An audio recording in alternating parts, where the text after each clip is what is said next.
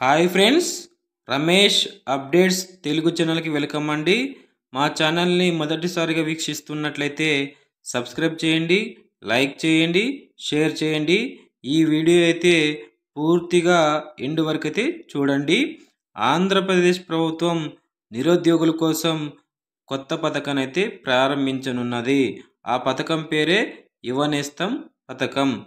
ఆంధ్రప్రదేశ్ ప్రభుత్వం అధికారంలోకి వస్తే నిరుద్యోగులకు నెలకు 3,000 ఇచ్చే పథకాన్ని ప్రారంభిస్తామని చెప్పేసి మేనిఫెస్టోలో పేర్కొనడం జరిగింది ఆంధ్రప్రదేశ్ ప్రభుత్వం.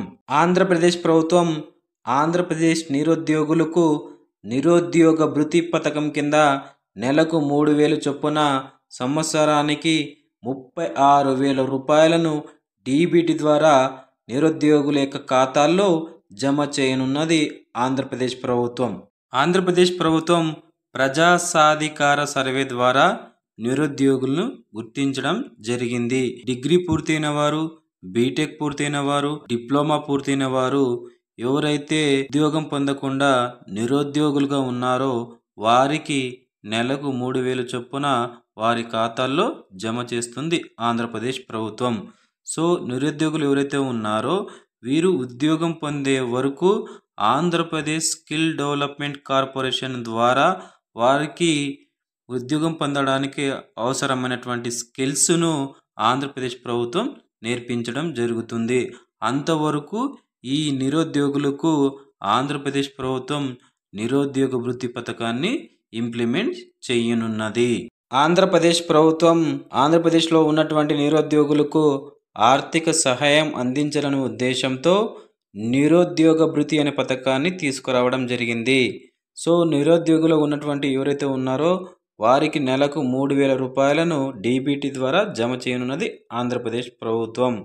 సో వీరు ఉద్యోగం పొందేంత వరకు అనగా 22 సంవత్సరాల నుండి 35 సంవత్సరాల మధ్య ఉన్నటువంటి నిరుద్యోగులకు నిరుద్యోగ భృతి పథకానికి ఎవరు అర్హులు అంటే ఆంధ్రప్రదేశ్లో నిరుద్యోగులుగా ఉన్నటువంటి పౌరులు మాత్రమే ఈ పథకానికి అర్హులు. అలాగే 22 నుండి 35 సంవత్సరాల మధ్య ఉన్నటువంటి నిరుద్యోగులు మాత్రమే ఈ పథకానికి అర్హులు. అలాగే ఐటీఐ కంప్లీట్ చేసిన వారు, బ్యాచిలర్ డిగ్రీ కంప్లీట్ చేసిన వారు, బీటెక్ పూర్తి చేసిన వారు, అలాగే డిప్లొమా పూర్తి చేసిన ఉద్యోగం పొందకుండా నిరుద్యోగులుగా ఉన్నటువంటి వారు మాత్రమే ఈ పథకానికి అర్హులు. అలాగే సాఫ్ట్వేర్ ఉద్యోగాలు, ప్రైవేట్లో ఏదో ఒక రంగంలో ఉద్యోగులకు పనిచేస్తున్న వారు ఈ పథకానికి అనర్హులు. నిరుద్యోగ భృతి పథకానికి అర్హత లేని వారు ఎవరంటే ప్రభుత్వ ఉద్యోగస్తులుగా పనిచేస్తున్న వారు, అలాగే ప్రైవేటు ఉద్యోగస్తులుగా పనిచేస్తున్నటువంటి వారు, తమ పేరు మీద 4 వీలర్స్ కలిగి ఉన్నటువంటి వారు కూడా ఈ పథకానికి అర్హులు కారు.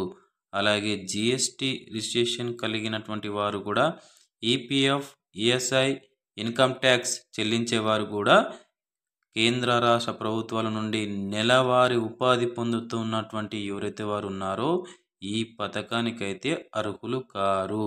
నిరుద్యోగ భృతి అప్లై చేయడానికి అవసరమైనటువంటి డాక్యుమెంట్స్, ఈ డాక్యుమెంట్స్ ఖచ్చితంగా అవసరమండి. సో ఆ లిస్ట్ అయితే చూసేద్దాం. 10th marks memo, inter marks memo, degree marks memo, BTech పూర్తి చేసిన వారైతే బీటెక్ పట్టా, అలాగే diploma marks memo, Aadhaar card, caste certificate, ration card, bank account number and passbook, email ID, phone number అయితే ఉండాలి. దీనితో పాటు ఎక్స్ట్రా సర్టిఫికేట్లు కూడా ఉంచుకుంటే బాగుంటుంది. Please subscribe Ramesh updates 99 channel. Like చేయండి, షేర్ చేయండి, సపోర్ట్ చేయండి. Thank you so much.